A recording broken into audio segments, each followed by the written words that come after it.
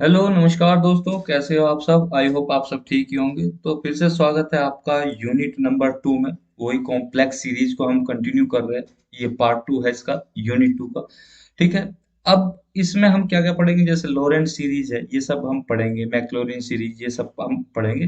ठीक है, इसे दो पार्ट में हम डिवाइड करेंगे। ये पहले लॉरेंट सीरीज मैक्लॉरिन सीरीज ये पढ़ेंगे, फिर उसके बाद हम पढ़ेंगे कॉन्फॉर्मल मैपिंग। कॉन्फॉर्मल मैपिंग क्या होती है जब हम पढ़ेंगे, तो तब हम डिस्कस करेंगे।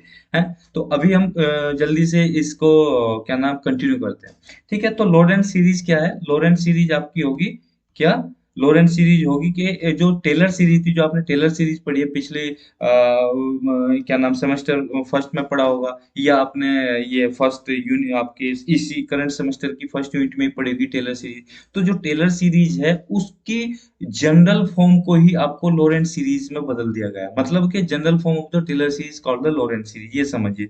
ठीक है, अगर हम किसी फंक्शन को जैसे कि इस फॉर्म में लिखना चाहते हैं, जेड माइनस जेड नोट की पावर्स में लिखना चाहते हैं, तो उस फंक्शन को ना के वो हम सिंपल टेलर सीरीज से नहीं लिखा जा सकता।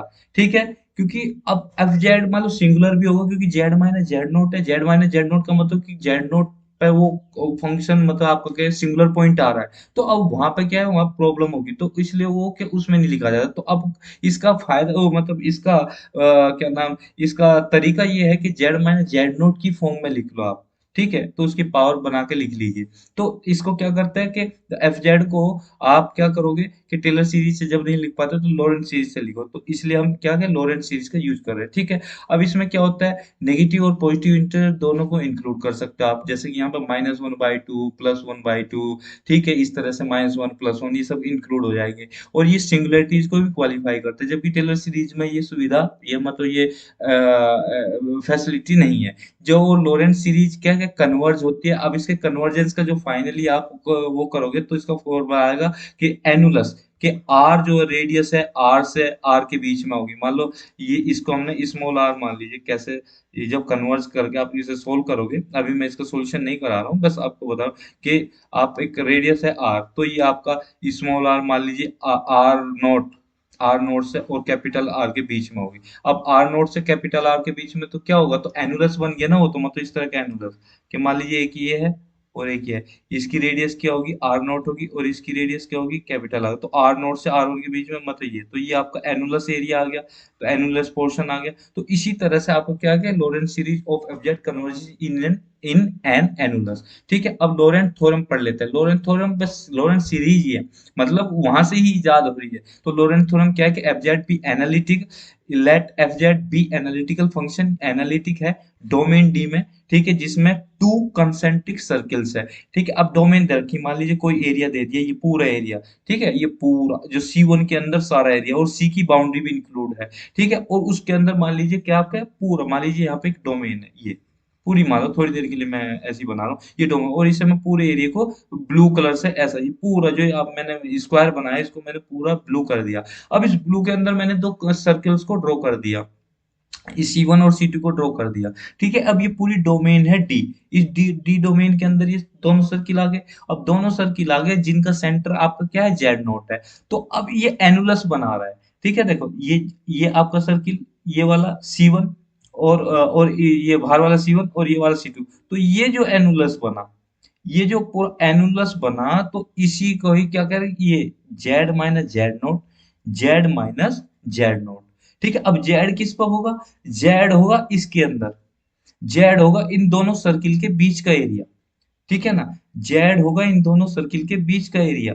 ठीक है, अब और जेड माइनस जेड नोट यहाँ से ये इसकी डिस्टेंस लेंगे हम, जेड माइनस जेड नोट। अब ये किस किस के बीच में, जेड माइनस जेड नोट जो डिस्टेंस होगी वो कहाँ होगी, वो Z minus Z note distance होगी R1 और R2 के बीच की होगी। तो ये एनुलस को क्या कर रहा है, डिफाइन कर रही है ये वाली, ये थ्योरी यही तो है कि जो हम लोरेंट्स सीरीज पढ़ रहे हैं, तो एनुलस को डिफाइन करिए कि इसकी, जैसे कि ऊपर मैंने बताया था कि ये आर कोई रेडियस है, वो आर नोट से कैपिटल आर के बीच में, तो क्या डिफाइन करी, एनुलस को डिफाइन कर दिया। तो यही आपकी लोरेंट थ्योरम है। तो कहने का मतलब, अगर हम let F Z be analytical in the domain containing two concentric circle C1 and C2 with centre Z naught and annulus between them. ठीक है, अब उसके बाद क्या होता है कि F Z can be represented by the Laurent series.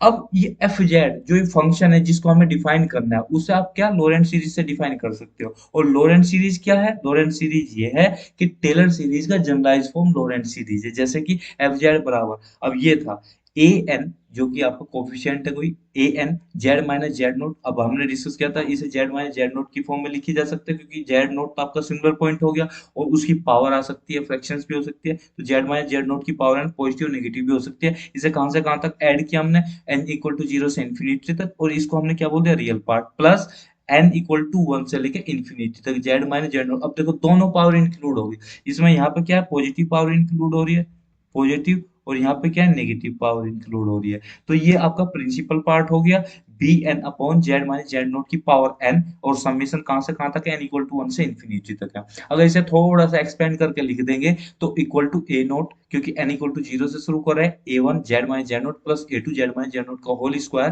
Plus up to कहां तक, इन्फिनिटी तक, प्लस अब जो सेकंड टर्म है प्रिंसिपल पार्ट उसको एक्सपेंड करेंगे तो क्या आएगा, B one upon Z minus Z naught plus B two upon Z minus Z naught का whole square, plus up to infinity तक, ये चलता रहेगा। तो दोनों को हमने, दोनों टर्म्स को, जो रेगुलर पार्ट है ये वाला और आपका प्रिंसिपल पार्ट है ये वाला, दोनों को हमने क्या कर लिया, एक्सपेंड कर लिया, ये आ गया। तो अब इसी को ही हम क्या बोल रहे हैं, लोरेंट सीरीज बोल रहे हैं। ये क्या होगी, लोरेंट सीरीज में A naught A one A two B naught B one B two, ये सब आपको क्या फाइंड आउट करने पड़ेंगे, उसमें कंडीशंस दी होगी। अब ये क्या है, कोफिशिएंट है, बी वन बी ए वन बी वन ए नोट, ये क्या कोफिशिएंट है, तो coefficient of the Laurent series कहलाएंगे। और ये क्या, इंटीग्रल्स, अब आपको क्या कहाँ से निकलेंगे, इंटीग्रल से निकलेंगे। तो कहाँ से मिलेंगे, गिवन बाय द इंटीग्रल्स। अब कैसे निकलेंगे, मान लीजिए ए एन है, तो ठीक है, ये आपका कौन से पार्ट का, रियल पार्ट का, रियल पार्ट का ए एन कैसे निकलेगा, कोफिशिएंट कैसे निकलेगा, one upon two pi i, integration किस पे करोगे, सिंपली आपका क्लोज कर्व पे, क्लोज पाथ पे करोगे।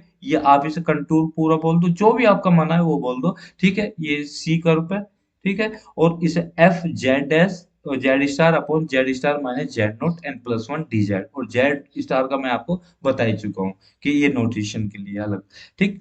अब यहाँ पे बी एन क्या होगा, B N equal to one upon two pi I summation, ठीक है, Z star minus Z naught upon, sorry, इसकी power N minus one, F Z star D Z star, ठीक है। तो ये इक्वेशन नंबर हमने दो बोल दी, और ऊपर जो थी इक्वेशन नंबर हमने वन बोल दी थी, जो आपकी लोरेंट सीरीज थी उसे इक्वेशन नंबर वन बोल दिया, और उसके कोफिशिएंट को हमने इक्वेशन नंबर टू बोल दिया। ये आपका मोस्ट इंपोर्टेंट है, ठीक है, ये आपकी याद होनी चाहिए।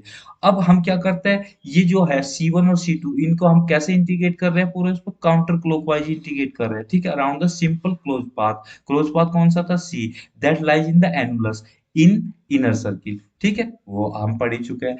अगर इसमें यहाँ पे देखिए, अगर b N equal to a minus n, b N equal to a minus one है, तो now we are taking all values of n. तो यही तो मतलब हुआ कि हम अब क्या करें कि b N equal to a minus n, यानी कि हम पॉजिटिव वैल्यू भी ले रहे हैं और नेगेटिव वैल्यू भी ले रहे हैं। तो इसमें क्या कर रहे हैं, हम सारी वैल्यू ले रहे हैं एन की। तो इक्वेशन क्या भी, इक्वेशन नंबर वन क्या हो जाएगी, f Z equal to summation N equal to infinity से यानी कि माइनस इन्फिनिटी से, ये है आपका माइनस इन्फिनिटी, और ये आपका प्लस इन्फिनिटी, ये हो जाएगी, ठीक है। ये पूरी की पूरी कंबाइंड होकर ये इक्वेशन बन जाएगी, ठीक। आपकी इक्वेशन नंबर जो वन है वो पूरी कंबाइंड होने के बाद ये इक्वेशन बन जाएगी, ठीक है, क्योंकि आपने एन की जगह वहां पर क्या पुट कर दिया है, माइनस एन पुट कर दिया है, ठीक है, तो वो किस फॉर्म में आ जाएगी, इस फॉर्म में आ जाएगी, ठीक। यहाँ पे ये वाली इक्वेशन, ये वाली इक्वेशन, ये, ठीक है, ये वाली इक्वेशन आपकी इस फॉर्म में आ जाएगी, बस, ठीक। और हाँ, अब जो कोफिशिएंट निकलेगा वो ए एन ही निकालो, ए एन बराबर one upon two pi i, और integration f Z star upon z star minus Z naught n की पावर, इसकी power N plus one d z, जहाँ पे एन की वैल्यू क्या है, एन की वैल्यू जीरो, प्लस माइनस, क्योंकि हमने दोनों वैल्यू ले रहे हैं ना अब एन की, क्योंकि अब ये पूरी एक जनरल फॉर्मूला बना दिया हमने, ठीक है। अब इस पर हम एक एग्जांपल देख लेते हैं। एग्जांपल है, find Laurent series of Z square E की power one upon Z with centre O, यानी कि ओ जीरो, सेंटर जीरो है, मतलब ओरिजिन पे है, ठीक है। तो फाइंड द लोरेंट सीरीज, अब ये लोरेंट सीरीज क्या होगी, ई की पावर जेड का क्या होता है extension, summation N equal to zero से इन्फिनिटी जेड की power n upon n factorial equal to, कैसा होगा, क्योंकि हम अपने पिछले जो यूनिट में क्विक रिवीजन किया था उसमें हम पढ़ चुके हैं, तो ये हो जाएगा वन प्लस क्या हो जाएगा, 1 + z + z² upon 2 factorial plus इस तरह से। तो ये क्या है, मैक्लॉरिन सीरीज। ठीक, अब इसे रिप्लेस कर देंगे जेड को 1/z से, क्योंकि हमने क्या देखा, ई की पावर 1/z का करना है हमें, पहले तो यहाँ पे ई की पावर 1/z का करेंगे, क्योंकि जेड स्क्वायर से हमें प्रॉब्लम नहीं, ई की पावर 1/z का एक्सपेंशन चाहिए, तभी तो लॉरेंट सीरीज हमें कर पाएंगे उसमें। तो हम क्या कर देंगे, जेड को रिप्लेस कर देंगे 1/z से। ठीक है, अब हमें क्या मिल जाएगी, लॉरेंट सीरीज मिल जाएगी, क्योंकि लॉरेंट सीरीज में यही तो था कि हम उसमें फ्रैक्शन में भी ले रहे थे, तो जेड स्क्वायर ई की पावर 1/2, क्योंकि सॉरी 1/z। ठीक है, तो ये जेड हो गया, तो अब जेड स्क्वायर तो बाहर हो गया, और ई की पावर 1/z को आपने क्या किया, एक्सपेंड कर दिया, तो 1 + 1/1 factorial Z plus 1/2 factorial Z square इस तरह से आ गया। तो इसकी कैलकुलेशन करके आपने क्या किया, ये लिया है, और यहाँ पे जेड मोड जेड क्या है, ग्रेटर देन 0, यानी कि मोड जेड की वैल्यू हमेशा क्या होगी, पॉजिटिव होगी, यानी कि सर्किल पॉइंट कहने का मतलब ये पॉइंट हुआ एक। ठीक है, अब दूसरे का एग्जांपल लेते हैं, ये मोस्ट इंपोर्टेंट क्वेश्चन है, प्रीवियस ईयर में पूछा गया है। ये कह रहा है compute the Laurent series of the function, ये फंक्शन दिया हुआ है हमें, ये फंक्शन है z/z² + 1 around z0 equal to iota. ठीक है, ये पॉइंट है। क्वेश्चन ये है कि compute the Laurent series of the function fz equal to z/z² + 1 around z0 equal to iota. ठीक है, अब इसमें दूसरा पार्ट ये कहता है specify the region where function is valid, हमें वो रीजन निकालना है जहाँ पे फंक्शन वैलिड है, यानी कि कहने का मतलब इसकी डोमेन निकालनी है। ठीक है, डोमेन निकाल लियो, determine the principal part, principal part कौन सा था, B N, summation N equal to कहाँ से, 1 से लेके इन्फिनिटी तक, तो बी एन अपॉन अपॉन क्या हो जाएगा, बी एन अपॉन हो जाएगा जेड नोट, z⁻z0 की पावर एन वाला पार्ट ऑफ लॉरेंट सीरीज। ठीक है, तो ये अब सॉल्यूशन निकालेंगे, सॉल्यूशन क्या होगा, एफ जेड फंक्शन हमें ये गिवन है, ये तो हमें गिवन है। ठीक है, अब इसके पार्शियल फ्रैक्शन कर लो, पार्शियल फ्रैक्शन करके ये आ जाएगा आपका। ठीक है, कैलकुलेशन आप कर लेना, इसमें कोई बड़ी बात नहीं है, पार्शियल फ्रैक्शन कर लिया, ये आ गया। अब क्योंकि ये जो पार्ट है 1/z + i, ठीक है, ये एनालिटिक होगा किस पे, z = i पे, उसमें बोल भी रखा है ना, it should have Taylor expansion, अगर एनालिटिक है तो टेलर का एक्सपेंशन होना चाहिए। ठीक है, तो इसका एक्सपेंशन क्या हो जाएगा, अब यहाँ से क्या करोगे आप, 1/zi equal to 1/2i dot, इसमें से आपने 1/2i कॉमन ले लिया। ठीक है, जैसे यहाँ पे एक करोगे ना, इसमें ये रहा 1/2, इसमें से आपने क्या किया, आई कॉमन ले लिया। ठीक है, 1/2 आई कॉमन ले लिया, तो एफ जेड क्या है, फंक्शन, फंक्शन की आपने वैल्यू पुट कर दी। ठीक, यहाँ पे फंक्शन की वैल्यू पुट कर दी। ठीक, तो उसमें क्या हुआ, आपने आई जब ये टू, अगर इसे वो करोगे आप, 2i कॉमन ले लिया, यहाँ से 2i कॉमन लेके, तो z−i अपॉन 2i हो जाएगा। ठीक है, अब इसका होने के बाद क्या होगा, ये कहाँ आ गया, ये यहाँ पे होना था, एक सेकंड में इसे, ठीक है यहाँ पे लिख लेता हूँ, ये है इक्वल टू 1/2i। ये है। ठीक है, ये अब इस पे आप क्या सीरीज लगा दोगे। ठीक है, सीरीज लगाने के बाद क्या है, ये आ गया, क्योंकि ये x बन गया एक तरह से, ये वाला पोर्शन है ना आपका, ये x बन गया। ठीक है ना, अब ये जो इसमें x पार्ट है उसी पे ही सीरीज लगेगी ना, तो क्या हुआ फिर, ये इसके बाद लॉरेंट सीरीज के एक्सपेंशन किया 1/2 ये। ठीक है, और 1/2 समेशन माइनस, ये आ गया, जो आपने लॉरेंट सीरीज का एक्सपेंशन कर रहे वो है ये। ठीक है, ये हो गया equal to 1/2 1/z−i plus 1/4i। ठीक है, मल्टीप्लीकेशन कर दी, और यहाँ -z−i/2i की पावर n। ठीक है, ये हो गया क्लियर, एक सेकंड। हम्म, ठीक है, समझ में आ गया, बहुत सिंपल है, कुछ नहीं है, दोबारा से हम पढ़ लेते हैं। इसमें बोला है कि compute the Laurent series of the function, इसकी लॉरेंट सीरीज हमें निकालनी है around z naught equal to iota. ठीक है, फिर specify the region where the function is valid, हमें वो भी रीजन बताना है जहाँ पे फंक्शन ये वैलिड होगा, and determine the principal part of the Laurent series, हमें लॉरेंट सीरीज का प्रिंसिपल पार्ट भी निकालना है। ठीक है, अब हम इसका सॉल्यूशन करेंगे, क्योंकि हमें फंक्शन ये दिया हुआ है, इसे दो पार्ट में डिवाइड कर लिया हमने। कैसे डिवाइड कर लिया, इस तरह से मान लो, देखो जैसे कि बराबर इसे लिख दो, z/z + i होगा, और एक z−i होगा, ऐसे लिखा जा सकता है। अब हम इसका वो करेंगे पार्शियल फ्रैक्शन, इसके पार्शियल फ्रैक्शन ये आ गए दो पार्ट में डिवाइड करके। ठीक है, ये आ गया। अब हमें ये देखना है कि यहाँ पे z इक्वल टू एक तो i, यहाँ से नीचे से z इक्वल टू i और एक z इक्वल टू माइनस आई। ठीक है। अब उसमें क्वेश्चन में कहा हुआ कि z इक्वल टू i पे एनालिटिक है, यहाँ पे बोला ना कि compute the Lorentzian function around z equal to i। अब वो यहाँ पे ये है कि z वन अपॉन एल, क्योंकि ये जो है ये z इक्वल टू आई पे क्या हो जाएगा, एनालिटिक हो जाता है। ठीक है। एनालिटिक मैं आपको बता चुका हूँ पहले भी कि क्या होता है कि उस पे ये एनालिटिक होगा। अब इसका मतलब इसका टेलर एक्सपेंशन हो सकता है, तो अब हम इसका टेलर एक्सपेंशन करेंगे। अब टेलर एक्सपेंशन करने के लिए हम क्या करेंगे, इसमें मैनिपुलेशन करेंगे। मैनिपुलेशन कैसे किया हमने, मान लीजिए इसमें वन अपॉन आई से वन अपॉन टू आयोटा से ऊपर नीचे मल्टीप्लाई कर दीजिए। जब इसमें वन अपॉन टू आयोटा से यहाँ पर हमने नीचे से इसे डिवाइड कर दिया और ऊपर भी हमने टू आई से, मगर वो टू आई इसे इसे यहाँ पर वो कर दो कि इसे इस तरह से लिखा जा सकता है। मतलब ये ऐसे लिखा हुआ है वन अपॉन टू आई, ठीक है, इंटू यहाँ पे ऐसे लिख लो वन प्लस जेड माइनस आई अपॉन टू आई। ठीक है, ये है, ये ऐसे लिखा हुआ है वन अपॉन। ठीक है। अब आप यहाँ से देखो टू आई की इधर मल्टीप्लाई हुई तो Z minus I plus two आई कितना हो गया, जेड प्लस आई, और टू आई ऊपर चला गया, वो टू आई से ये टू आई कट जाएगा, तो ओवरऑल तो यही आ गया ना, वन अपॉन जेड प्लस आई। तो हमने ऐसा क्यों करा, हमने ये फंक्शन बनाने के लिए करा one plus x type. One plus है क्योंकि इसका एक्सपेंशन भी तो तभी होगा ना, वन अपॉन जेड का उस तरह से जो हम एक्सपेंशन का एक्सपेंशन तो तभी होगा ना। तो अब हम इसे जो टेलर सीरीज में लिखना चाहे वन अपॉन टू आई, तो ये आ गया, ये रहा वन अपॉन टू आई। और ये जो जितना ये पोर्शन आया है, ये वाला पोर्शन, ये आपका टेलर सीरीज का की फॉर्म में हमने इसे लिख लिया, इसको, ये जो पोर्शन है ये, इसको हमने क्या टेलर सीरीज की फॉर्म में लिख लिया, ये वाला। ठीक है। अब जब इसे लिख लोगे, इसे इसे ऊपर ले जाओगे तो पावर माइनस वन हो जाएगी। और जब पावर माइनस वन हो जाती है तो वो पावर, अब टेलर सीरीज के जब एक्सपेंशन करोगे तो summation N equal to zero से इंफिनिटी, वो पावर वो माइनस वन, अभी इसकी पावर यहाँ पे वन है, अब ऊपर ले जाओगे इसे, भाई वन अपॉइंट टू ऊपर ले गए, इसकी पावर माइनस वन, वो माइनस वन यहाँ पे मल्टीप्लाई हो जाएगी। ठीक है। वो कैसे है वो आप जब टेलर सीरीज पढ़ रहे हो तो तब सब वहां पे पता होती है, मैं यहाँ पे एक्सप्लेन नहीं करूंगा उसे। ठीक है। तो वो इसी वजह से, तो ये क्या हो गया, माइनस का हो गया, तो अब ये माइनस का हो गया एक्स, तो इसे क्या करें, इसकी पावर एन। ठीक है, इसकी पावर एन, ये टेलर सीरीज का एक्सपेंशन बता रहा है। ठीक है।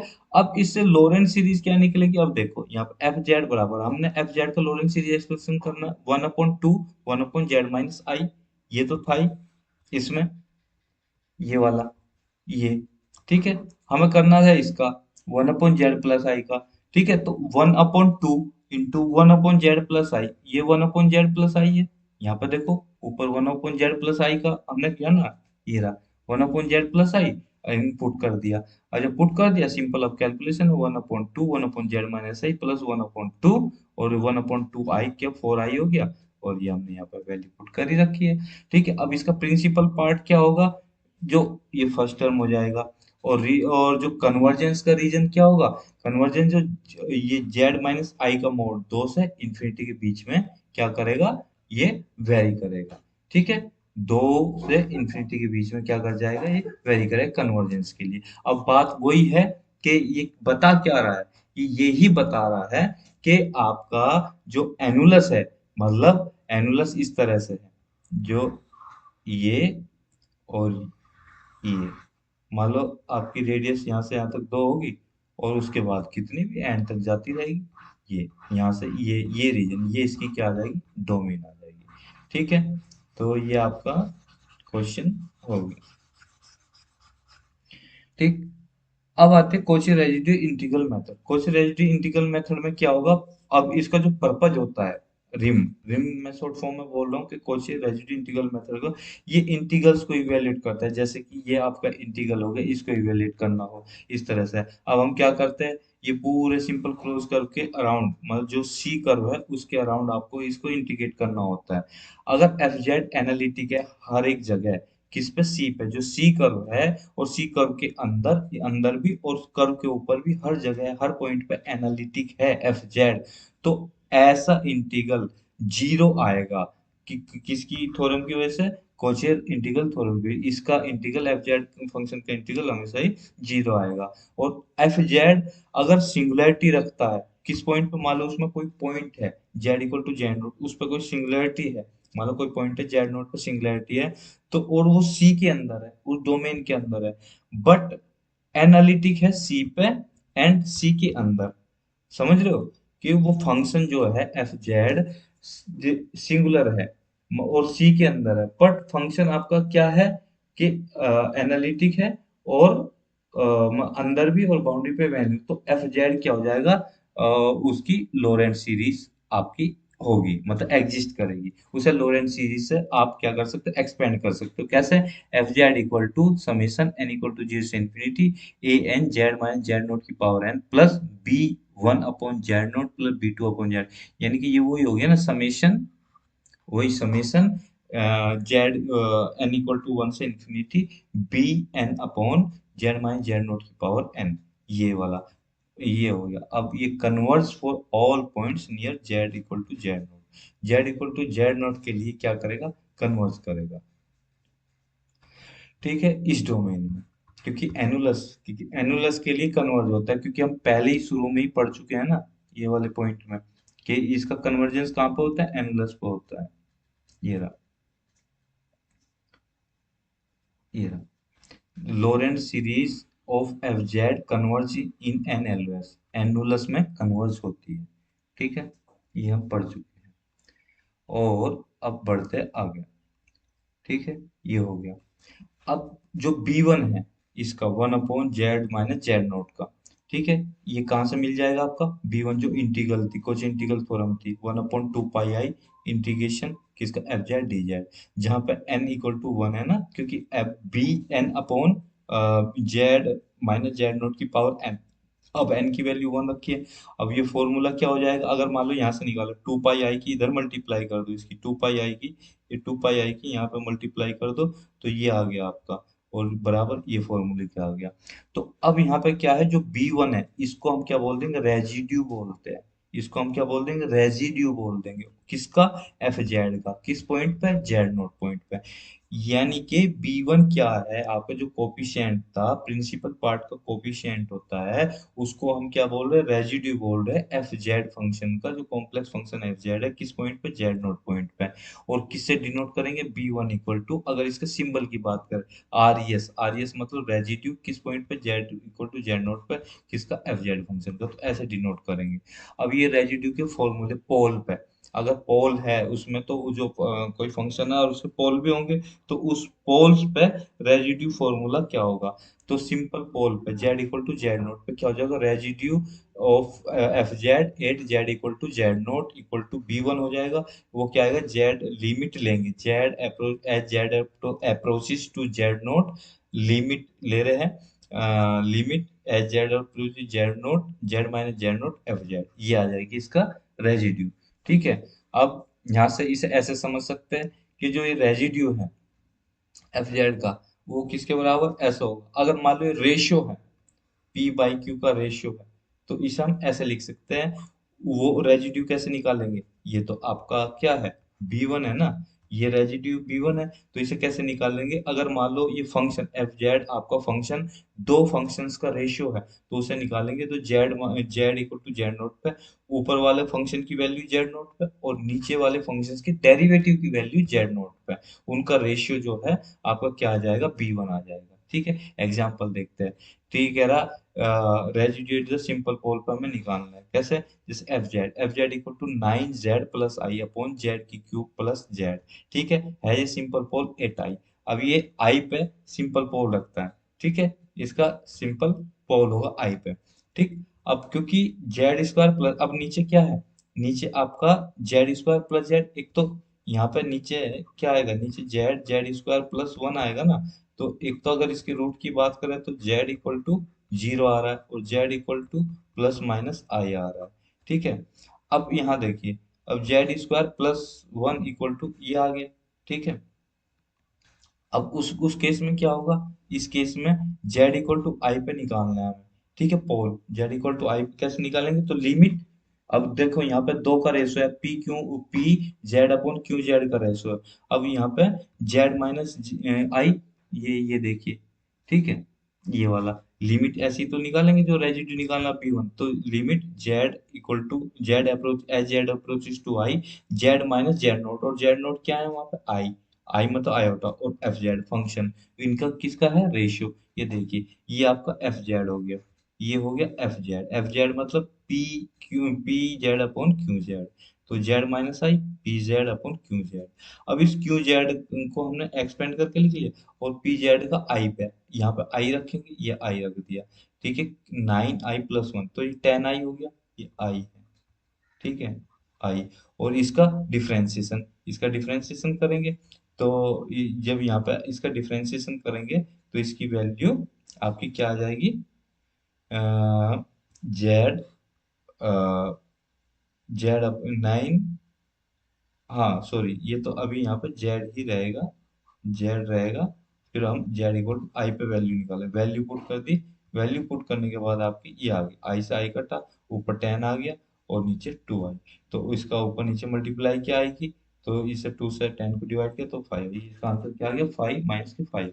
अब poles of any order at Z naught पे, the residue of the F Z at an mth order pole at Z naught is, अगर आपको किसी भी ऑर्डर के Z equal to Z naught पे किसी भी ऑर्डर के पोल निकालने हैं, तो उस केस में क्या होगा, तो उस केस में रेजिड्यू कैसे निकालेंगे, residue F Z at an mth order pole, ठीक है, mth ऑर्डर पोल पे एट जेड नोट पे रेजिड्यू ऐसे निकलेगा, Z equal to Z naught 1/m-1 factorial, limit Z approaches to Z naught, और क्या होगा, ये m माइनस nवा डेरिवेटिव किसके रेस्पेक्ट में, जेड के रेस्पेक्ट में, किसका, इसका जेड माइनस जेड नोट की पावर m, क्योंकि mth ऑर्डर का है, और एफ जेड, ये देखिए पोल्स के लिए ये लगेगा, क्योंकि पोल्स ऑफ किसी भी ऑर्डर के पोल्स निकालने हैं आपको कहाँ पे, जेड नोट पे, तो ये लग जाएगा, और सेकंड ऑर्डर का होगा तो यहाँ पे m की वैल्यू 2 पुट कर देंगे, ठीक है, सिंपल है। सेकंड ऑर्डर का होने पे m की वैल्यू क्या कर देंगे, 2 पुट कर देंगे, m की वैल्यू 2 पुट करने पे क्या आएगा, z approaches to Z naught, और यहाँ पे अब 2 पुट किया तो 2 माइनस 1 1, तो यहाँ पे आपका फर्स्ट डेरिवेटिव बन गया, तो z माइनस जेड नोट की पावर टू एफ जेड, ठीक है, ये हो गया। अब यहाँ से लिमिट आई, limit z approach to Z naught, z minus Z naught की power two F Z dash, देखो यहाँ पे कैसा है, ये एफ जेड डैश, क्यों, क्योंकि डेरिवेटिव, ठीक है, डेरिवेटिव मतलब इसका डेरिवेशन, ये मतलब अगर डी अपॉन डी जेड नहीं लिखोगे तो इसे डैश तो लगाना पड़ेगा ना, मैंने यहाँ पे डी अपॉन डी जेड लिखा है तो यहाँ पे डैश नहीं लगाया, मगर मैंने यहाँ पे डी अपॉन डी जेड नहीं लिखा तो डैश लगाना पड़ेगा, इससे क्या पता लग रहा है कि आपका एक डेरिवेटिव है, यानी कि ये पूरा डेरिवेटिव, बस ये याद करना है आपको। तो अब रेजिड्यू थ्योरम क्या बताएगी, तो आपका रेजिड्यू थ्योरम है वो सेवरल सिंगुलैरिटीज इनसाइड द कंटूर, ये आपका रेजिड्यू थ्योरम बताएगी, जैसे कि ये ये रेजिड्यू थ्योरम होगी कि किसके बराबर आएगी, 2 पाई आई, मान लीजिए जे बराबर 1 से के के बीच में, और रेजिड्यू जेड की वैल्यू जे जे जेड जे पे तक वो कर रही है, मतलब अप्रोच कर रही है, तो एफ जेड, ठीक है, ये है। हालांकि ये वाला ये जो पोर्शन है मैं लिख दिया है, जस्ट आपके सिलेबस में था, पर ये इतना इम्पोर्टेंट नहीं, ये वो नहीं, इतना नहीं आता, मेन है आपका ये वाले, जैसे ये इस पे क्वेश्चन आते हैं, ठीक है, ऊपर वाले ये वाले पे क्वेश्चन आएंगे, ठीक है, और ये ऊपर वाले जितने पढ़ा है सारे पे आपके क्वेश्चंस आते हैं, ठीक है, बहुत ज्यादा नहीं है। हाँ, ये कह लीजिए, मतलब अब क्वेश्चन देने को तो दे देता है, तो वो ऐसा कुछ नहीं है कि भाई नहीं देगा, पर देखने में वो मतलब एक अभी तक जो ट्रेंड देखा उतना नहीं पूछता, एक सिंपल क्वेश्चन पूछ लेगा, ब्रेक करके नहीं पूछता। अब बात आती है, अब टोटल कंटूर लेना है आपको, टोटल कंटूर लोग कैसे लोगे, मान लीजिए आपके पास 4 5 सिंपल कर्व है, मान लो एक एक डोमेन में 4 5 सिंपल कर्व है, और जैसे कि एक C1 कर्व है, C2 है, ये आपके kth तक है, तो उन्हें आपको क्या करना होगा, ऐड करना होगा।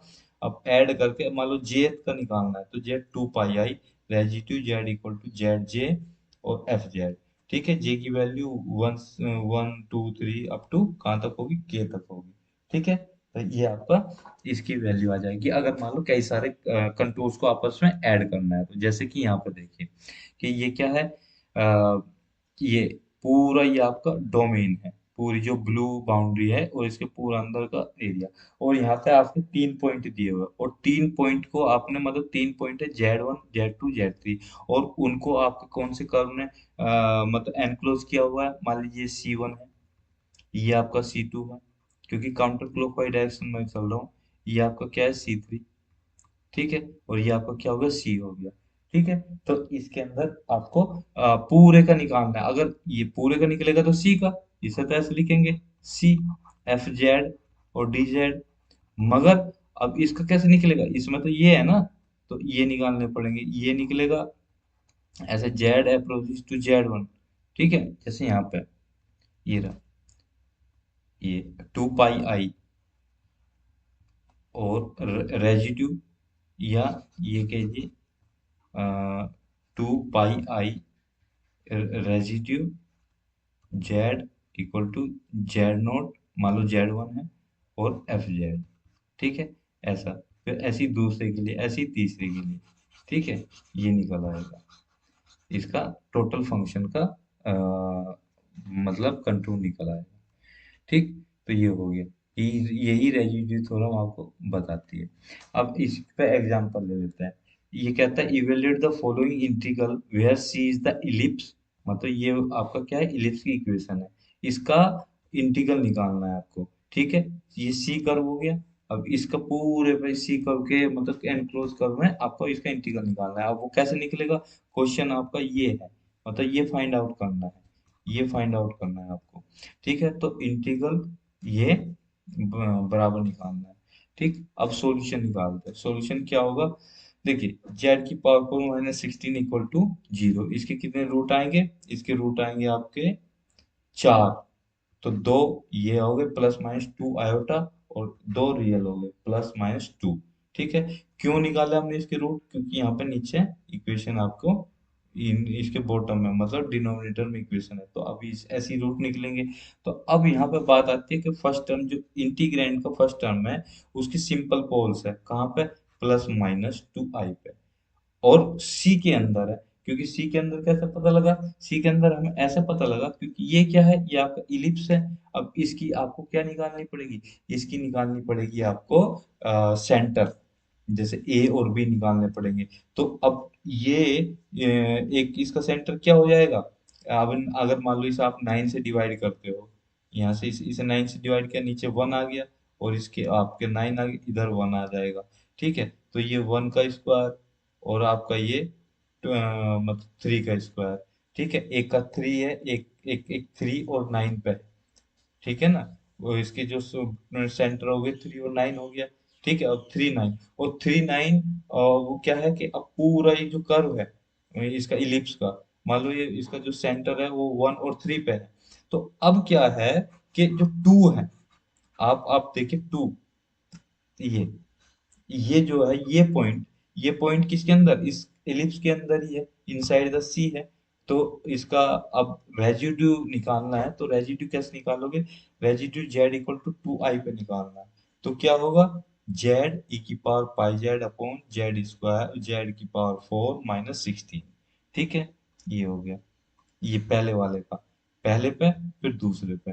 ठीक है, अब पहले वाले का ये निकला, क्या आया, ये पी जेड हो गया, और ये आपका क्या हो गया, क्यू जेड। अब रेजिड्यू निकालोगे तो कैसे निकलेगा, पी जेड का 2i की Z e⁴ अपॉन इसका डिफरेंशिएशन क्या आ जाएगा, इसका डिफरेंशिएशन आ जाएगा 4z³ और Z = 2i पे निकालना, तो ओवरऑल क्या आ गया इसका आंसर, -1/16। ठीक है, इस पर हमने ये निकाल दिया। ठीक है, अब रेजिड्यू Z = -2i पे, अब -2i पे निकालो, सेम वही किया, इसका -16 आ गया। तो दोनों पे रेजिड्यू कितना आ रहा है, -16, और अब सिंपल पोल्स पे निकालेंगे, +-2 पे।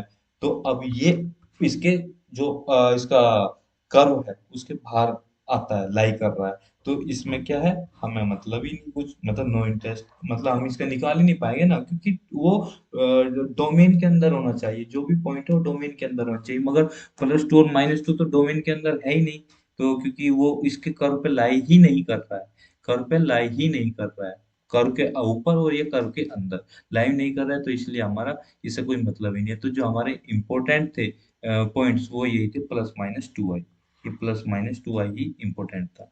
ठीक है, ये हो गया। अब सेकंड टर्म की बात करिए, ये तो हमने फर्स्ट टर्म के लिए निकाल लिया। सेकंड टर्म जो इंटीग्रैंड है, वो इंटीग्रैंड जो सेकंड टर्म उसका सिंगुलैरिटीज की किस पे है, जीरो पे, with residue pi square by two as obtain from कहाँ से, जेड ई की पावर पाई बाई जेड। देखिए यहाँ पे कहाँ गया, ये रहा, ये है।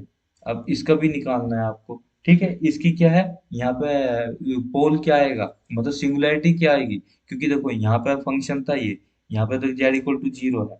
ठीक है, यहाँ पे भी जेड इक्वल टू जीरो है, और यहाँ पे आपकी क्या आ रही, पोल क्या आ रहे हैं, पोल आ रहा है, पोल मतलब बॉटम डिनोमिनेटर को जब जीरो के बराबर रखोगे वो, और वहां पे जब न्यूमरेटर को जीरो के बराबर रखोगे वो आपकी सिंगुलैरिटी हो जाएगी। ठीक है, ये तो यहाँ पर सिंगुलैरिटी क्या है, सिंगुलैरिटी अब ये जेड है, तो जेड इक्वल टू जीरो के बराबर पुट कर दो, तो Z equal to zero singularity आ गई। तो अब जब जेड इक्वल टू जीरो आपकी सिंगुलैरिटी आ गई, तो यहाँ पर कह रहा हूँ essential singularity equal to zero with residue. अब आपको रेजिड्यू निकालना है, pi square by two as obtain from कहाँ से निकलता है, जेड ई की power pi upon Z equal to, Z तो ये आ गया, ई की पावर पाई अपॉन जेड का क्या कर दिया आपने, एक्सपेंशन कर दिया, ई की पावर एक्स की तरह, ये एक्स हो गया ना एक तरह से, ई की पावर एक्स एक्सपेंशन क्या होता है, one plus x square by two factorial, इसी तरह से आपका एक्सपेंशन होता चलेगा। और जेड के अंदर मल्टीप्लाई कर दी, तो अब जो जेड बराबर ये मोड जेड तो जीरो है, जीरो से बड़ा होगा, तो अब यहाँ पे ये आ गया। अब ये आपने फाइनल आपका आंसर ये आ गया है। ठीक है, अब आंसर जो है टोटल लिखोगे। ठीक है, ये हो गया, और इसका आंसर टोटल लिखोगे। तो अब टू पाई आई जो रेजिड्यू, टू पाई आई इसका ए जो रेजिड्यू आए और इसका जो रेजिड्यू आए, ये टोटल जोड़ के आपने लिख दिया, क्या आया, ये आ गया रेजिड्यू। तो ये किससे आया, रेजिड्यू थ्योरम से आया। दूसरा एग्जांपल देखते हैं, इवैल्यूएट इंटीग्रल, इंटीग्रल इवैल्यूएट करना है किसका, इसका e की power Z upon D Z और Z minus one Z plus three का होल स्क्वायर, जहाँ पे सी क्या है, सर्किल। अब यहाँ पे देखो सी सर्किल है, जो ये सी है ये सर्किल है, इसका कंटूर निकालना है किस पे, सर्किल। अब किसका, यहाँ पर रेडियस टेन का। ठीक है, रेडियस इसकी टेन है, सी सर्किल है जिसकी रेडियस टेन है।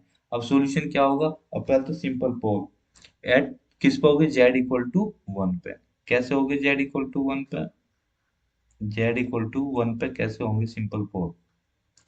देखिए, इसे बॉटम को आप जीरो के बराबर रखोगे, तो यहाँ पे क्या आ रहा है, जेड इक्वल टू वन आ रहा है, और तो नहीं आ रहे ना। ये देखिए यहाँ पे ऐसा तो जेड माइनस थ्री पे जीरो आ रहा है, जेड इक्वल टू, ठीक है ना। और पोल, अब क्योंकि यहाँ पे Z equal to minus three आ रहा है इससे, जब आप इन्हें जीरो के बराबर, मगर वो सेकंड ऑर्डर के आ रहे हैं, क्योंकि दो ऑर्डर, क्योंकि पावर टू है, pole of order second at z equal to minus three. और यहाँ पर सिंपल पोल आ रहा है जेड इक्वल टू वन पे, क्योंकि सिंगल ऑर्डर पे ही आ रहा है। ठीक है, तो यहाँ पे पोल तो ऐसे तो कितने हो गए, तीन हो गए, क्योंकि माइनस थ्री इसे एक ही काउंट करो या दो काउंट करो, तो ये एक और दो, ये तीन पोल हो गए, मगर वो तो एक ही है, तो माइनस थ्री पे पोल चाहे एक पॉइंट पे ही है ना, तो टोटल दो हुए। तो अब सिंगुलैरिटीज लाइज इनसाइड सर्किल, अब ये सर्किल है, अब इसका सेंटर कहाँ पे है, अब सर्किल का तो ऐसा होता है जेड माइनस मान लीजिए ए का मोड इक्वल टू मान लीजिए टेन, तो ये आपका सर्किल होगा। और यहाँ तो क्या है, यहाँ तो है ही नहीं, कहीं ए की वैल्यू जीरो है, तो इसका सेंटर कहाँ हो गया, जीरो पे हो गया, यानी कि आपका सेंटर पे हो गया। ठीक, तो लाइज इनसाइड द सर्किल। अब क्योंकि टेन है, इसकी पूरी रेडियस टेन है, और ये क्या है, माइनस थ्री और वन। अब मान लीजिए आपने ये एक्स एक्सिस और ये एक्सिस, ये वाई एक्सिस, और आपने सर्किल ऐसे ड्रॉ कर लिया जिसकी रेडियस टेन है और सेंटर ओरिजिन है। ठीक है, ये टेन, ये प्लस टेन, ये माइनस टेन, ये माइनस टेन। अब आपका पॉइंट पॉइंट कितना है, z equal to minus three, यहाँ पे माइनस थ्री होगा, और एक है जेड इक्वल टू वन, इधर वन होगा। तो सारे पॉइंट जो है, जब सारे पोल कहाँ पे आ रहे हैं, सारे पोल इसके अंदर आ रहे हैं। जब इसके अंदर आ रहे हैं अब सारे पोल, तो इसका मतलब ये क्या है, जो दोनों ही मतलब दोनों सिंगुलैरिटी कहाँ लाई कर रही है, सर्किल के अंदर लाई कर रही है। और सिंगुलैरिटी जब सर्किल के अंदर लाई करेगी तो हम रेजिड्यू थ्योरम लगाओगे, तो रेजिड्यू थ्योरम लगाइए, तो क्या है, two pi i into sum of residues, और रेजिड्यूज का क्या करेंगे, हम सम करेंगे। ठीक है, तो ये residue Z equal to one पे limit Z minus one, Z approaches to one, E की power Z Z minus one. ठीक है, जेड अप्रोच टू वन, तो अब वन पुट करोगे तो क्या आ जाएगा, ई की पावर, मतलब लिमिट ले रहे हो उसका। ठीक है, ई अपॉन 16। ठीक है, तो क्या आ गया, ई अपॉन 16। और अ, ये आ गया ना समझ में कैसे आया, क्योंकि देखो जेड माइनस वन से तो जेड माइनस वन कैंसिल, ई अपॉन जेड बचा, और जेड प्लस थ्री की पावर टू बचा। क्योंकि अब जेड की वैल्यू वन पुट कर रहे हैं तो ई की पावर वन, और जेड प्लस थ्री यानी कि three plus one four, four की पावर टू यानी 16 होगा। अब दूसरे करते हैं, अब z equal to minus three पे करते हैं, limit as z approaches to minus three, तो इसे डिफरेंशिएट करेंगे, क्योंकि ये जेड प्लस थ्री, क्योंकि वहां पे तो जेड माइनस वन, तब जेड प्लस थ्री, और इसमें मल्टीप्लाई कर रहे हैं। ठीक है, तो इसे डिफरेंशिएट करो, तो अब डिफरेंशिएट करके मतलब सारा कैलकुलेशन करके ये आ जाता है, इसे डिफरेंशिएट करने के बाद ये मतलब फाइनल ये आ गया आपका। देखो सिंपल कैलकुलेशन है, मैं कैलकुलेशन नहीं कर रहा हूँ, कैलकुलेशन में कर रखी है, आप देखिए ये आ गया, और ई की power minus three upon minus four, ये, और माइनस ई की पावर माइनस थ्री अपॉन 16, जब जेड की वैल्यू आपने माइनस थ्री पुट करी, तो इसकी वैल्यू आ गई आपकी ये वाली। ठीक, तो ये आपने कैलकुलेशन करके फाइनल आंसर इसका ये निकाल दिया। ठीक है, ये आ गया। अब ये जो है टोटल, टोटल कैसे निकलेगी, वो पहले वाले का जो रेजिड्यू फर्स्ट वाले पार्ट का और सेकंड वाले पार्ट का रेजिड्यू जोड़ दो, तो ये क्या आपका आंसर, आंसर होगा। ठीक है, अब हम यहाँ पे करेंगे residue integration of real integral. ठीक है, residue integration of real integral, बस ये आपका इसका टॉपिक है एक और। तो residue integration of real integral, integrals of the rational functions of cos theta और sin थीटा। ठीक है, अब रियल फंक्शन जो होते हैं उनके इंटीग्रल्स का रेजिड्यू निकालना कैसे निकलेगा। अब सबसे पहले तो हम लेते हैं एग्जांपल, मान लो cos थीटा sin थीटा का, जो आपके रियल फंक्शंस होते हैं। ठीक है, रेशनल फंक्शंस। ठीक है, तो मान के चलो e की पावर आई थीटा बराबर जेड। ठीक है, हम तो ये मानते हैं क्योंकि जेड बराबर e की पावर आई थीटा होता है। ठीक, ये हो गया, मान के चले। तो कोस थीटा क्या होगा, कोस थीटा बराबर होगा हाफ, ये आप पढ़ चुके हो पिछले उसमें, हाफ ई की power i theta plus e की power minus i theta equal to one upon two z plus one upon z, ये आ जाएगा, क्योंकि ये आई थीटा आपने जेड माना है, और ई की power minus i theta one upon Z हो जाएगा। जब साइन थीटा इक्वल टू कितना है, वन अपॉन टू ई की power i theta minus e की power minus i theta equal to one upon two Z minus one upon z. ठीक है, ये हो गया। अब मान के चलो जे बराबर, ये जो है जो हम इंटीग्रेशन कर रहे हैं, ये फंक्शन कोस और साइन का है, और डी थीटा, यही तो करोगे हम रेजिड्यू जो निकालेंगे। ठीक है, अब थोड़ी देर के लिए जब आपने जेड बराबर ई की पावर आई थीटा माना है, तो डी जेड बराबर, इसे डिफरेंशिएट करोगे तो आई ई की पावर आई थीटा और डी थीटा, ये आएगा। ठीक है, अब इसमें डी थीटा की वैल्यू निकालोगे। ठीक, और डी थीटा की वैल्यू क्या आ जाएगी, D Z upon I Z आ जाएगी।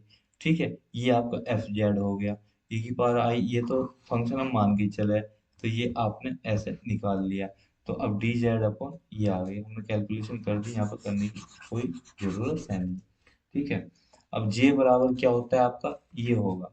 ठीक है, अब आपने पुट कर दी डी थीटा की वैल्यू, ये हो गया। ठीक है, अब थीटा कहाँ से कहाँ तक ले रहे हो, आप थीटा ले रहे हो जीरो से टू पाई तक, क्योंकि आप कोस का और साइन का जो फंक्शन होता है वो कहाँ से क्या कहाँ तक होगा, एक पूरा जीरो से टू पाई, मान लीजिए जीरो था एंगल यहाँ पर, और यहाँ पे एंगल टू पाई, तो फिर सब उस इनिशियल पोजिशन में आ जाएगा। तो अब यहाँ पे क्या है कि जो जेड की जो रेंज होगी वो काउंटर क्लॉकवाइज होगी, और इसका मोड क्या होगा, जेड का मोड यानी कि वन। ठीक है, इसकी जो पॉजिटिव वैल्यू होगी वन। अब जेड है ये, अब मान लिया आपका ये फाइनल कहाँ तक जा रही है, इसकी वैल्यू वन तक जा रही है। ठीक है, ये इस तरह से, बस यही इसमें बताना था। ठीक है, अब आगे बढ़ते हैं, अगला एग्जांपल लेते हैं, using control integration in the complex plane evaluate इसे। ठीक है, इसे इवेलुएट करना है। ठीक है, लेट, अब मान लो आई बराबर ये है फंक्शन, ठीक है, आपको दिया हुआ। अब आपने क्या किया, एक सेकेंड। अब जो ये क्वेश्चन है आपके सामने, ठीक है ना। अब इसमें क्या करना है, मान लो आपने जो इंटीग्रल मानना है ये एक, हाँ, ये इंटीग्रल हो गया आपका आई बराबर ये। अब यहाँ पे क्या करो, इसे एक तरह से ये मान लो कि इसे आप डबल कर लो, मतलब जीरो से पाई तक ना इंटीग्रेट करके अपनी सुविधा के लिए जीरो से टू पाई पूरे फुल उसके लिए इंटीग्रेट करना है, क्योंकि इसका पीरियड तो जीरो से टू पाई होता है ना कोस थीटा का। तो पूरे फुल पीरियड के लिए आप फुल जो टाइम पीरियड होता है इसका एक उसके लिए इंटीग्रेट कर रहे हो, मगर अब इसकी आपने डबल इंटीग्रेशन मतलब डबल इंटीग्रेशन इसकी लिमिट डबल कर दी है, पाई से टू पाई कर दी है, तो इसे टोटल इसकी वैल्यू को हाफ करना पड़ेगा। तो दो से डिवाइड कर लिया, ठीक है, तो ये हो गया।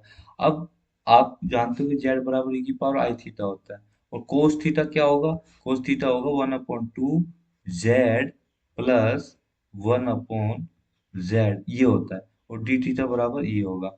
ठीक है, ये सब हम पिछले क्वेश्चन में निकाल चुके हैं।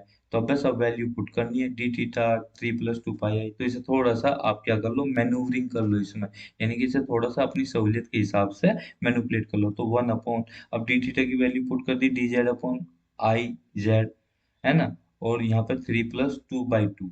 अब टू बाई टू क्यों किया है हमने, क्योंकि यहाँ पर कोस थीटा की वैल्यू रखी है, टू तो पहले था ही ना, कोस थीटा की वैल्यू क्या है ये, तो आप यहाँ पे पुट कर दो बस, इसे इसमें पुट कर दी, इसमें पुट कर दिया टू बाई टू, अगर टू से टू कट गया three plus Z plus one upon Z, और आई बाहर निकल आएगा, डी जेड अपॉन जेड, ये सब कैसे करेंगे, ये रहा।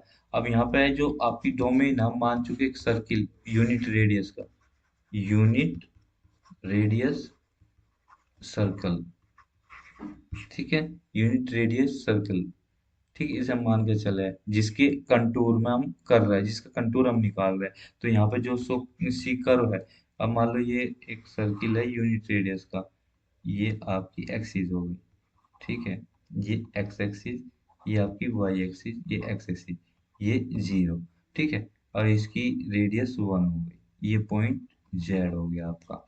ठीक, अब क्या इसके अंदर जो, ये लीजिए, इसके अंदर ये पूरा एरिया, ये डोमेन कहलाएगी आपकी, ठीक है, ये मैंने पूरा एरिया बना दिया इसका,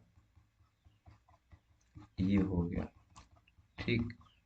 अब इसके अंदर जो ये एरिया है, ये इसकी क्या होगी, डोमेन होगी, ठीक। अब इसके अंदर और इसकी बाउंड्री को हमें इंटीग्रेट करना है, ठीक है, इंटीग्रेशन क्या होगा, one upon three Z plus Z square plus one, ठीक है, उस हमने ओपन कर लिया, डी जेड अपॉन आई, ठीक है, जेड के अंदर मल्टीप्लाई कर दी पिछली इक्वेशन से, ठीक है, यहाँ पे हमने मल्टीप्लाई कर दिया, सिंप्लीफाई कर लिया। अब हम पोल निकालें, क्योंकि डिनोमिनेटर में तो पोल निकालने जरूरी है, three Z plus Z square plus one, तो ये बराबर जीरो के पुट किया, जब जीरो के बराबर पुट किया तो एक तो वैल्यू आई एक वैल्यू, क्योंकि क्वाड्रेटिक इक्वेशन है तो दो ही रूट आएंगे, एक तो ये आ गया minus three plus root five upon two, और एक दूसरा आ गया minus three minus root five by two, ठीक है। अभी ना हमने मान लिया, एक को ए मान लिया और एक को बी मान लिया, ठीक है, जे और वीरो हो गए, ठीक है। अब क्योंकि आपके पास यूनिट रेडियस का सर्किल है, यानी कि mod z equal to one है, उसके लिए आप सोल्व कर रहे हो, वही तो आपका सी है, तो केवल जेड इक्वल टू जीरो ही किसके अंदर लाई कर रहा है, सर्किल के अंदर, और ये सब क्या है, ये जो पॉइंट है ये वन माइनस वन से बाहर है, यानी कि मतलब कहने का ये, अगर ये वन है, सॉरी, ये यहाँ पे माइनस वन है, तो यहाँ पे प्लस वन है, यहाँ पे प्लस वन है, यहाँ पे माइनस वन है, ये दोनों ए और बी बाहर लाई कर रहे हैं, आउटसाइड, ये दोनों ही आउटसाइड लाई कर रहे हैं, ए बी और बी भी, ठीक है। तो अब जब ए और बी बाहर है, तो फिर उसका कैसे करोगे, तो उस केस में जेड इक्वल टू जीरो, भाई वो खाली वही पॉइंट है ना, और जेड ए, तो जेड माइनस ए, ऐसे ही निकालते हैं रेजिड्यू उस पॉइंट पे जो बाहर है, तो इससे कट गया, तो वन अपॉन जेड भी, ठीक है, टोटल जेड माइनस जेड भी, इससे कट गया। अब ए, ए पुट कर दो तो ए माइनस बी आ गया, यानी कि वन अपॉन ए माइनस बी, तो ए माइनस बी कितना है, रूट फाइव है, तब वन अपॉन रूट फाइव। अब ए माइनस बी रेजिड्यू की कितना है, वन अपॉन रूट फाइव आ गया, वो ए माइनस बी करके वन अपॉन रूट फाइव, तो अब रेजिड्यू थ्योरम से निकाल लेंगे हम, ये देखो, ये क्या है, वन अपॉन आई, आई था, D Z upon Z square, ये और ये किसके बराबर है, 2 पाई आई इंटू 1/i, और ये 1/, इनकी वैल्यू पुट कर दी, तो फाइनल क्या आ गया, 2 पाई/√पाई। ठीक है, तो इसका इंटीग्रेशन क्या है, 1/2 इंटू 2 पाई/√पाई, यानी कि इसका आंसर ये आ गया। तो आपको ये आई होप समझ में आ गया कि देखो इसमें कुछ ऐसा नहीं, आप ये सोचो कई जगह के भाई मैं ये नहीं बता रहा वो नहीं बता, मैं इतना कैलकुलेशन नहीं करनी है इस चीज में, मतलब ये कोई ऐसी चीज है इसमें कैलकुलेशन, इसमें आपको बस कंसेप्ट समझना है कि काम रेजिड्यू थ्योरम लगा रहे हो, उसमें क्वेश्चन में बोलता है कि रेजिड्यू थ्योरम से निकालो या इसके कंटूर निकालो, वो आपको बस पता होना चाहिए, पर्पज ये है इसका। ठीक है ना, तो अब आप देख रहे हो इंटीग्रेशन हम किससे कर रहे हैं, कॉम्प्लेक्स इंटीग्रेशन और आपके रियल इंटीग्रेशन, ये सब रियल थे, लेकिन यहाँ पे तो कहीं पे भी कॉम्प्लेक्स नहीं है ना, कॉम्प्लेक्स टर्म नहीं है, सब रियल इंटीग्रेशन भी हम मतलब रेजिड्यू थ्योरम से हम कर रहे हैं, यही आप सिंपल तरीके से करोगे तो तब भी इसका आंसर पाई/√पाई आएगा। तो बस इस लेक्चर में इतना ही, thank you very much for discussion.